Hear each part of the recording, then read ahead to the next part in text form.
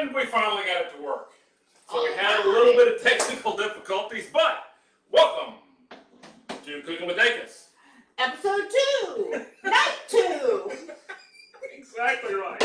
So we had a little technical difficulties with the old laptop here. Like literally old laptop. Yeah, trying to get everything to work. So we apologize for being a few minutes late, which really irritates me, but we're going to get through it anyway. So welcome everybody tonight. I'm glad y'all could join us. What we're going to do tonight is make some street tacos.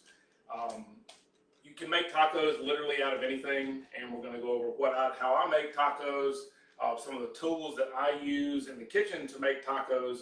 Already made a few things, made some rice already, did a little bit of prep work. But this entire thing I started probably about 30 minutes ago, getting everything kind of together in the kitchen. You can do all of this in literally less than 45 minutes, from prep to making everything to having it on the table. Tacos is one of those things that's really easy to do. You can literally, everybody in the kitchen can make their own tacos, and we're going to kind of show you how we do that and how I do that, because I have to make tacos different than what she wants, because somebody doesn't like their stuff. Except for crawfish. Except for crawfish, that's right. So, what we're going to do first is JT. Oh, dear Lord. is going to make the pineapple salsa. So, this is one of the Pampered Chef recipes, sort of. So, you may have noticed the hashtag that I started putting on some things, Dacus it up. Well, JT always says that I Dacus up. Did you Dacus that up? You know, when you take something like a box recipe and you add a little bit extra flavor to it, add a little extra spices to it. He Dacused it up. I Dacused it up. So what I've done with this recipe is I've changed it. It's basically the same thing. Changed it just a little bit. One reason, didn't have some of the items in the refrigerator, so you can change the recipe if you don't have some of the items in the refrigerator. Some people can. Also, because we don't want to make it too hot and spicy for JT, then we're making a couple of changes for that too. So, last night, JT chopped up a pineapple. I did. And so we had that demonstration last night. So what we've got here, we're going to add the pineapple to the bowl. Okay. Now we're using so let's start off with what we're using here. So this is the batter bowl. This is the 4-cup batter bowl. There's a large batter bowl too. We're going to use this. We're also using the measuring cups for this recipe. And we're going to use the serving dishes too. What's great about these measuring cups? Well, what I like about these measuring cups, thank you for asking, is that when you pour your items into the top here, and I don't know if you can see this on the screen there, but all the indicators are on the top, inside. So you don't have to look on the side to see where you're pouring. You can pour it onto the top and you can read from down inside. It's really nice to be able to do that.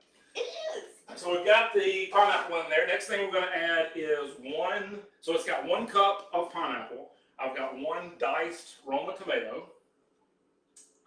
I chopped all this. Okay, yeah. Next we have 2 sweet peppers. So this is the small sweet peppers. I buy them in a bag at the grocery store. Leave these in the refrigerator all the time. What are these? These are 2. 2 of the 3. 2 of the 3, what? Little bowls. Little bowls that also come with a little lid. Yes, they come with these lids. And you can put these in the microwave. They're the little serving dip bowls. They're great little bowls. We use them all the time for different things. Next, we've got a shallot. It calls for red onions, but I keep shallots, the small shallots, in the refrigerator all the time. I keep a handful of these in there anytime I need an onion, because this is about the serving size that you need. It makes about 2 tablespoons from one of these if you dice it up. So we're going to add that. And then what we're going to do is we're going to mix that together a little bit. With this? With that. What's this? That is a wooden spoon that I'm fixing to smack you with here in just a minute. Really? So we're just going to mix that in, just kind of lightly mix in. You don't want to bruise anything. You don't want to really mash it all together. So just kind of mix it up a little bit. Okay. Is that good? Yep, that's good. Okay. The next thing I want you to do is we're going to juice the lime in there. So I'm going to show you 2 tricks to juicing a lime, or juicing a lemon, or anything like that. First thing you want to do is you can take it and either roll it on the counter, A roll between your hands. You want to kind of mash everything up in there. It helps it juice a little bit easier. You don't have to put as much force behind it with the juicer. So put the bowl back on there. Where's my? Here it is. So I'm gonna slice this in half.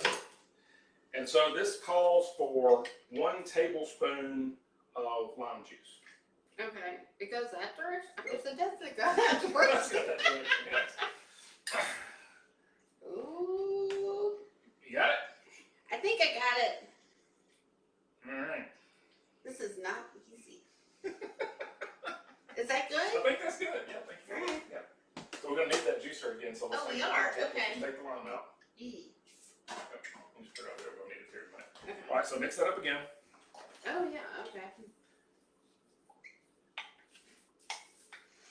Now it calls for, it probably calls for 2 tablespoons of fresh cilantro, but we're just gonna kind of make do. So move your bowl there. I'll go and do this so you don't hurt yourself. That'd be great. Safety first. Safety first, that's right.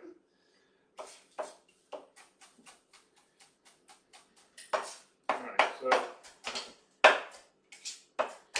the other thing I wanted to mention is that when you're chopping things, and especially if you have a slick countertop, I'm gonna put this over here so it doesn't move around as much. If you put a towel underneath your chopping board, that keeps your chopping board from moving around on your table or from moving around on your countertop. So it helps keeps everything a little bit more steady there. All right, so we got that chopped up a little bit. So we'll take that now and put that over into All of it? Yep. Like the cilantro. There you go. And mix that up again. Whee! Okay. First time in the kitchen. Yeah, first time in the kitchen. All right, so now you've got your pineapple salsa made.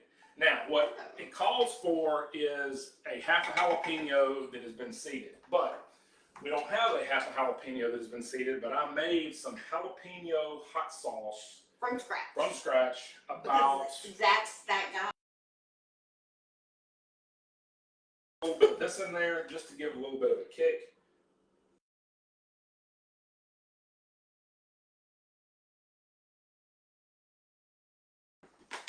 And if you get that mixed up, we'll put that into the refrigerator, and we'll let that chill for a little while. It's mixed up. You can eat it just as it is. We're going to put it in the refrigerator just because we've got a couple of things we're going to demonstrate here. Just a second. All right. Good? Yep.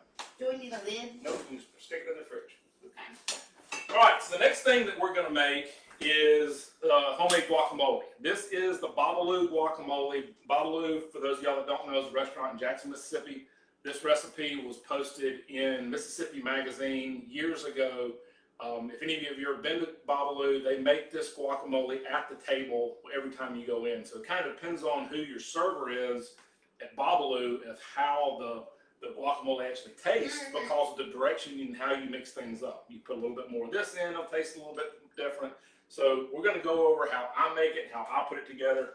I'm going to show you some of the tricks that I use. I already cut up one of the avocados, but I did want to show y'all how to cut an avocado without cutting your hand. And you'll hear people talk about avocado hand all the time. It's because people take the avocado and they hold it in their hand and they go to cut it this way and they'll slice the hand or they'll try to get the seed out this way and the knife will slip off because the inside of the avocado is slick and it'll slip off and it'll cut your hand.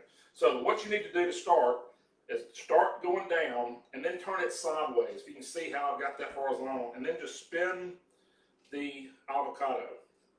I want you to get it spun all the way around. Do the same thing on the top. Turn it horizontal again. Spin it all the way around one more time. Now you've got your avocado is cut into 4 quarters now. So you can spin it, and then you can just peel each one of them off, and the avocado seed comes out that easy. So you don't have to worry about chopping into it with the knife or any of that. So it comes out really, really simple. So JT is now going to take, yes, you are. I only had one job originally. No, you're going to make the guacamole too. Oh. So now what she's going to do is she is going to take the guacamole and or the avocados here, and you're going to remove the skins. Really? Yep. You know how to do that? Nope. Alright, so I'll show you one time, Okay. and then you can do it from there on out. So we've got the avocado loop, and we're going to use this to take the avocado off of the skin. Now you can do it with a knife. You can cut this out with a knife. You can chunk it up, but this works really well. It's really easy to do. It takes the skin off. So all we're going to do is this and put it in the bowl. Okay, I can try. Now, Chad, this brings to light one of the reasons that you like Pampered Chef so much. Yes, all the little tools and all the little gadgets. All the little tools, all the little gadgets, all the little things he tells me, yeah, I don't need that. So, and then I order it and he loves it. that's right. So, you know, we just happen to have built all of these Pampered Chef items over the years before we ever decided to start doing this. Because we decided like last week. Yeah, last week. But we've had Pampered Chef products for a long time, and it's one of those kind of deals to where, like she said at first, we don't need that. We don't need that thing or this thing or whatever. It's known to have this, so we don't need it. I can do that without it. I can do that without it. But when you have the right tools for the job is a lot easier. So all of these tools and gadgets that you may look at and go, man, I don't need that. I'll never use that. Some of these things you're actually going to use a lot more than you think. That being one of them. The jalapeno cedar I use all the time. It's actually a melon baller too. I use that thing all the time. It's just so much easier to get the seeds out with that. All right, so now we've got the Oh yeah, I'm still working. Yep, we've got the avocado in there. So the next thing we're going to do is we're going to add the green onion. All right. So it's 2 green onions. I've already chopped up the green onion. We're going to add 1 shallot. I guess you want me to chop this up? Yes. So the way that I do this is I cut it in half, and then I take it and I cut down through the shallot. Wish we had a down camera, but We're just making do with making what do we with what have. This is an easy way to dice it up. You can also use the chopper. If you want to use the chopper for this, the chopper will work really well to chop up these onions. And we highlighted that last night. Yep, used that last night, and it. I think we posted a little bit of demonstration on that. So yes. Put that in here. All right. So now you've got that. Next thing we're going to do is we're going to add our sun-dried tomatoes. So this is one of the secrets to this recipe is sun-dried tomatoes. It calls for 2 tablespoons of sun-dried tomatoes. I typically will put about 2 sun-dried tomatoes and chop those up because we like the sun-dried tomato. Somebody does. Somebody does, yes, this girl. So we're just going to kind of coarsely chop these up. You don't have to be real fine with these. Just going to kind of cut them in both directions. And then we'll take this, we'll put this into the guacamole. Next thing we're going to do is we're going to add a little bit of cilantro.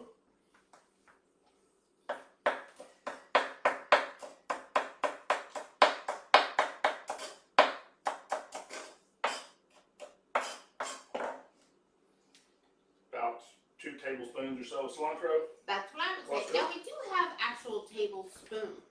Yes. But you know, when you're advanced, you don't need the spoons. Or when you're making things from the way you like the way they taste. So you can think about that too. I need a garbage bowl. Yes, I do need a garbage bowl. We'll talk about that, Mom. Thanks a lot. Mom says I need a garbage bowl, so I'm going to start turning around. Yes, you're exactly right. So now we're going to put in some lime juice. Where's it? Oh. My job is done. So she's going to juice up another lime. And then, once she gets the lime juiced, she is going to use the potato masher, and she's going to mash all this up in one of the mixing bowls. This potato masher is another one of those things that I said I don't need that. I'll never use it. I actually use the potato masher. You can put that in the sink like that. It's fine. Okay. I use the potato masher for a lot of things. We use it for making the Mashing? for making mashed potatoes, for making guacamole, and I use it when we're boiling ravioli. We're making fresh ravioli. I will use the potato masher to actually get the ravioli out of the water. And it works really well for that too. I'm kind of slow. So we're going to speed this up a little bit. So you just want to mash this together. He's a little more aggressive than I am. Just a little bit.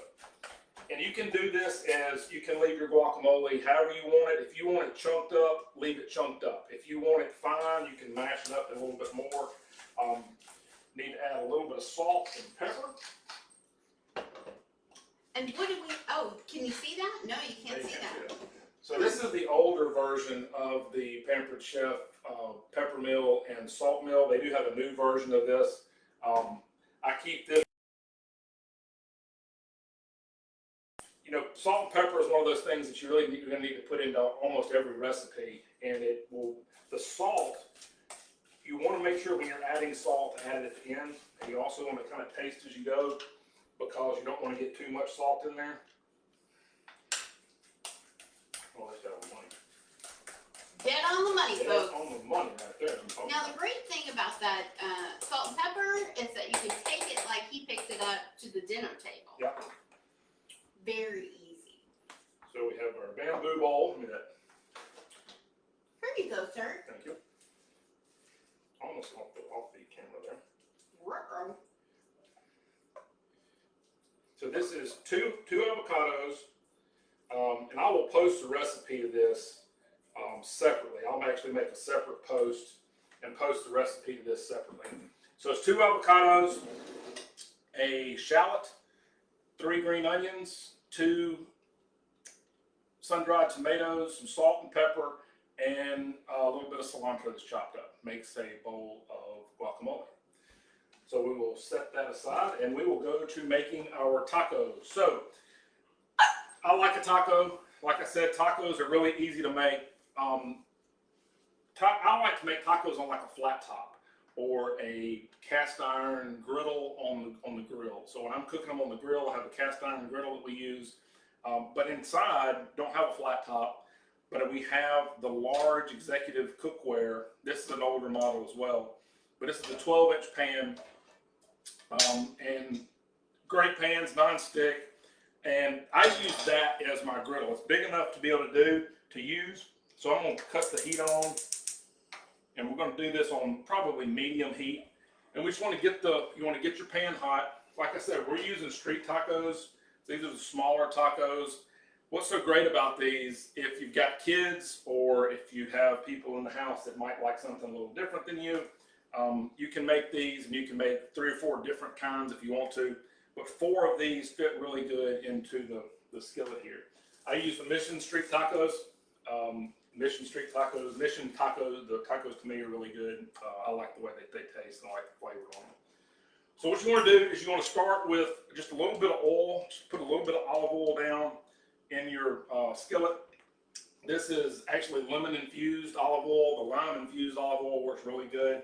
If I were going to be doing these for me, I've got some hot pepper infused olive oil that I would use. Since I'd be doing these for JT, we're not going to be putting the hot olive oil in there. Where did we get that olive oil? We got this from Central Station in Waynesville, North Carolina. Thanks to Joy and Michael Robertson. Thank you very much. We appreciate it. Love these type of infused olive oils. We've got a bunch of different ones over here that I use them all the time. So what you want to do when you're putting your tacos and your tortillas down is you just want to kind of move them around, get a little bit of that oil on them, all over the sides of them, on the bottom here. Move those around in your skillet. Make sure that you've got it oil coated on both sides. And then we're just going to let those sit and heat up just a little bit. So the trick to this is you don't want to burn your tortilla. And if you burn your tortilla, you need to start over and build some new ones. But these are really, really simple. What we're doing here is pulled pork tortillas. So I've got a little bit of pulled pork that I pulled out a few minutes ago. I put it in a skillet, cold from the refrigerator. Put it in a small pan, a small pot here, small saucepan here. Heated it up for about 15 minutes on low heat. Didn't put any kind of other spices or anything in there. Just heated it up over low heat. And now we're going to make our tacos. You can tell when your tortillas kind of start to puff up just a little bit. We'll turn them over, and then we will start to build our tacos. So like I said, you can make tacos literally out of everything. It doesn't take, the street tacos doesn't take a lot of meat.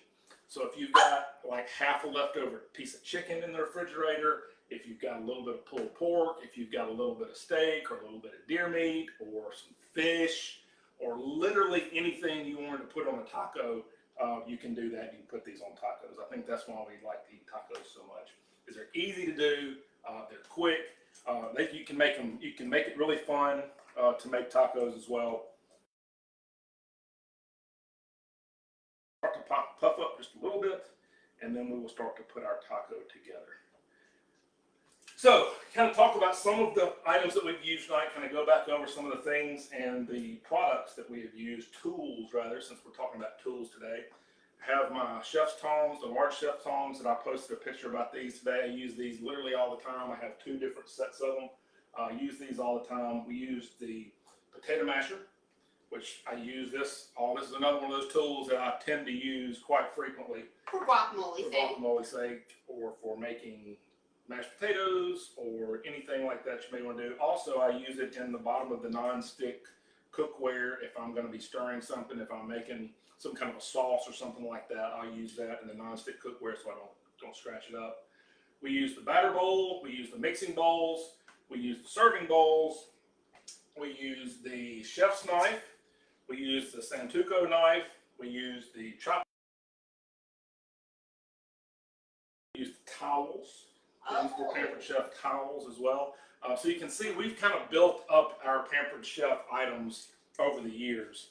I don't know if you can see this, but they're kind of starting to puff up just a little bit. So we'll turn these over. Hey, baby, Yep. how have we built up all this Pampered Chef stuff? By going to and having parties. Going to and having parties. So all of y'all are here because we invited you to our party. So if you're interested in doing this and being able to build your Pampered kitchen, let us know, and we would be more than happy to help you host your own virtual party. Virtual. He has not agreed to go into people's homes yet and cook. No, I have not. Yet. Not yet. Probably will happen at some point, but not quite there yet. But if y'all want to have a virtual party, I'd be more than happy to. I would be more than happy to come on and do some demonstrations for you like this, demonstrate some products, and help you set up your own party, and we could have a really good time doing it. So, gonna put these together real quick. Tortillas are getting warm. So the first thing I'm gonna do is I'm just gonna add a little bit of pork to each one. And see, it really doesn't take a whole lot for these street tacos. That's what I really like about them. It takes just a little bit of meat on each one of them. You kind of start to hear that crust. Now I've got some. This cheese is Queso Fresco. You can find it in the cheese section. This is a Mexican crumbling cheese. We usually keep some of this in the fridge as well. Put a little bit of that on there. And don't worry if you happen to if it doesn't stay on your taco and it kind of gets off onto the griddle and starts to pop around like mine's doing. Don't worry about that at all. Can you get me the salsa? Oh, yeah.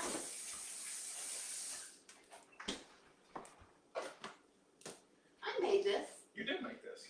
Very good. Looks beautiful too. So then we're going to add mix this up just a little bit more, just to make sure we get all the good juices all mixed around on there. He's Dacusing it up. Yep, gotta Dacus it up just a little bit. I'll put this on. Like I said, don't worry if you get some of it falls off. It'll just add a little bit of flavor to it. Don't worry if you throw it on the floor like that either. The dog will pick it up. So we'll let that cook for just a brief second. Get it up to heat, and then we will take each one of the tacos off.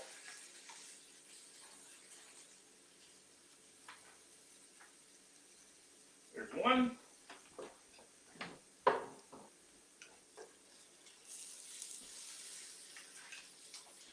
Wish y'all could smell this. My goodness. It smells good. It does smell good. So there are our pork street tacos.